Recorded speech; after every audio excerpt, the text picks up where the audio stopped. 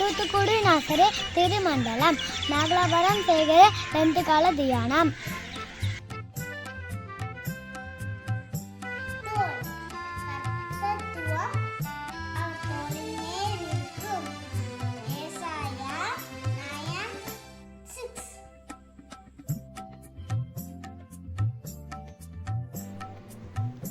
இன்றைய தியானம்.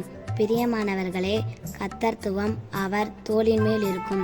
இதில் கர்த்தத்துவம் என்பது ஆளுகை அல்லது அரசாட்சியை குறிக்கும். இயேசு பாலனாக இருந்தபோதும் அவர் தோளின் மேல் கர்த்தத்துவம் இருந்தது. கீழ்திசை சாஸ்திரிகள் பாலன் இயேசுவின் தோளில் இருந்த கர்த்தத்துவத்தால் சாஷ்டாங்கமாய் விழுந்து அவரை பணிந்து அவர் முன் தங்கள் காணிக்கைகளை படைத்தார்கள். இயேசு ஆளுகை செய்பவர், நம் பாவங்களை மன்னிக்க அதிகாரம் கொண்டவர். உன் பாவங்கள் உனக்கு மன்னிக்கப்பட்டன என்று சொன்னார். இயேசு நம்மை பாவி என்று தள்ளிவிடாமல் அவருடைய கர்த்தத்துவத்தால் நம்மை அரசாளுகிறவராய் இருக்கிறார். ஆமீன்.